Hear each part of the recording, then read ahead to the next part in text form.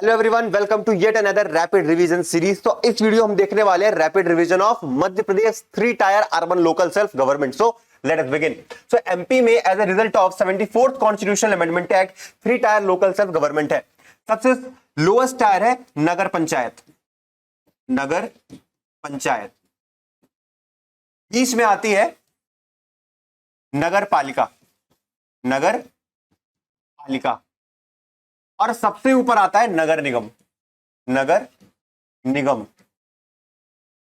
अब क्राइटेरिया क्या है नगर पंचायत, नगर पालिका और नगर निगम बनाने की? तो let us move to that. Alright, नगर पंचायत अगर वहां की पॉपुलेशन, एरिया की पॉपुलेशन 5000 से 20,000 तक पॉपुलेशन है तो ऐसे एरियाज में हम बनाते हैं क्या? नगर पंचायत। और यहां पे वार्ड के नंबर्स कितने वार्ड होते हैं?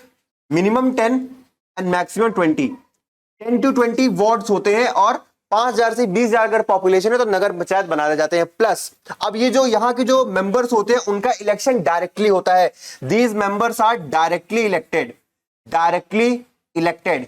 ऑलराइट, बट यहां पे जो चेयरमैन का इलेक्शन है ये आपस में ही इलेक्ट करेंगे विद इनडायरेक्ट इलेक्शन। ऑलराइट, अब अगर मैं बोलूं तो चेयरमैन का इलेक्शन इनडायरेक्टली होगा। ये आपस में मिलकर के अपना चेयरमैन बनाएंगे। ठीक है, तो पार्षद जो होते हैं डायरेक्टली नगर पंचायत में डायरेक्टली इलेक्ट होते हैं, आपस में चेयरमैन इनडायरेक्टली इलेक्ट होते हैं। ठीक है, ऑलराइट, अब नगर पालिका की बात करते हैं।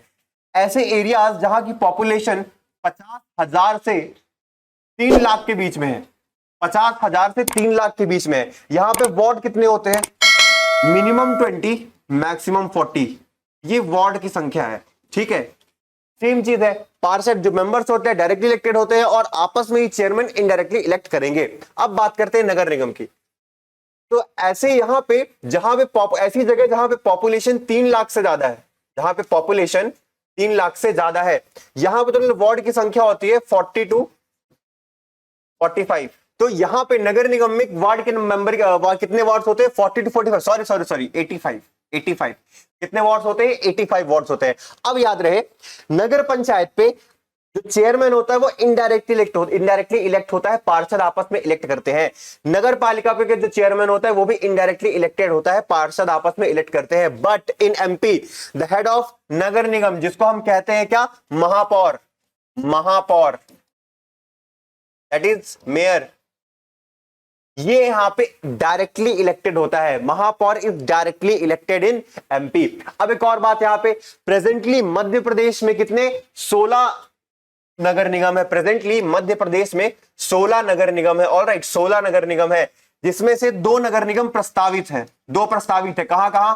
भिंड और दतिया। भिंड और दतिया में नगर निगम प्रस्तावित है। ठीक है, प्रेजेंट में 16 है।